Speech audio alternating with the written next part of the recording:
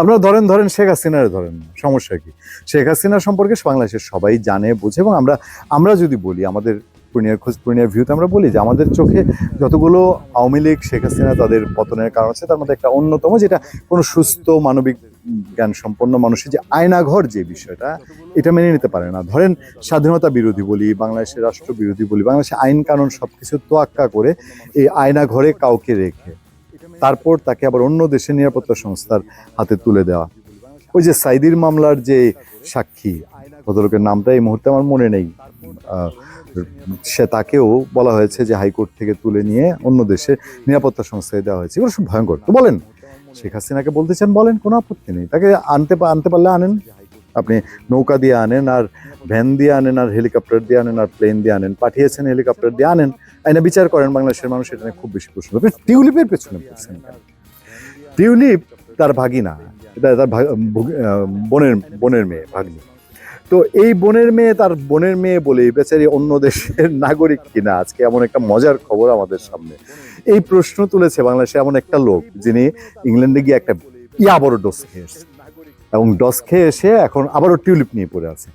মানে আচ্ছা, টিউলিপ যদি বাংলাদেশ থেকে এই টাকা সরিয়ে থাকে, মানুষের মধ্যে যেই ধারণা, ধরেন অ্যাসালম গ্রুপ বলেন, সামিট পাওয়ার বলেন, বা এই যে অন্যান্য যে ব্যাংকগুলা, বেসিক ব্যাংক বলেন, এরা যে টাকা পয়সা সরিয়েছে, এই তুলনায় কি টিউলিপের নাম আসে?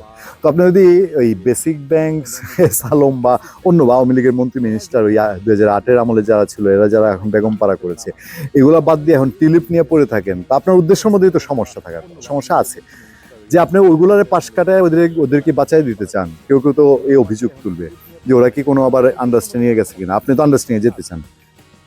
ইন্টারন্যাশনাল পত্রিকাতে তো নিউজ হয়েছে যে আপনি তাদের সঙ্গে মিউচুয়ালি সমঝোতা করে আপনি নাকি তাদেরকে একটা, তাদের মধ্যে কাউরে আপনারা একটু ছাড় দিতে চান।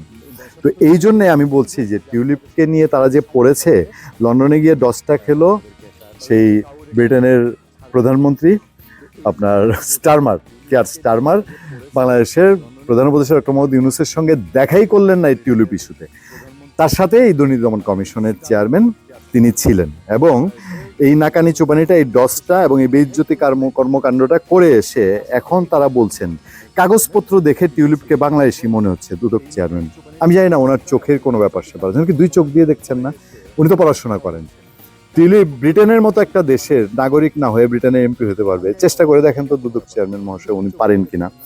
খবরটা এরকম, যুক্তরাজ্যে ক্ষমতাসীন লেবার পার্টির পার্লামেন্ট সদস্য, এমপি ও সাবেক মন্ত্রী টিউলিপ সিদ্দিক নিজেকে ব্রিটিশ পরিচয় দিলেও কাগজপত্র দেখে তাকে বাংলাদেশি মনে হচ্ছে।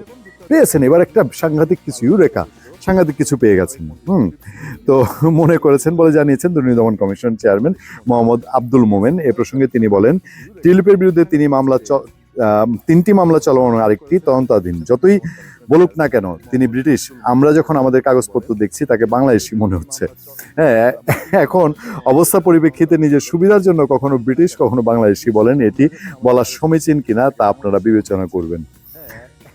ওনার কাছে কি মানে এর চেয়ে আর কোনো এস্টাবলিশ করার আর কোনো পথ নাই যে উনি এই চিঠি দেন আকাশের ঠিকানায়, মানে সুধা সদনের ঠিকানায়, টিউলিপের নানার বাড়ির ঠিকানায়, বলতে গেলে খালার ঠিকানায়। আচ্ছা, দিবে বাংলাদেশে কোনো ওসি সাহেব কোনো একজন আসামির খালার ঠিকানায়, মামুর ঠিকানায়, তালুয়ের ঠিকানায় চিঠি, তারে যদি আসলেও ধরার ইচ্ছা থাকে? নাকি এটা কোনো পলিটিক্যাল এক্সারসাইজের অংশ? আমি আর দুদক চেয়ারম্যানের বক্তব্য আর বিস্তারিত বলতে চাই না, এটা আপনারা বুঝে নেবেন যে ওই লন্ডন থেকে ডসটা খেয়েছেন, আমরা তার দুঃখ বুঝি, কষ্ট বুঝি, কারণ তার লজ্জা এবং দুঃখের ভাগিদার তো আমরাও। ধন্যবাদ সবাইকে, ভালো থাকবেন, সুস্থ থাকবেন, সত্য, করুণা এবং সহনশীলতার সাথে আপনাদের সাথে আমি আতিক রহমান, পূর্ণিয়া।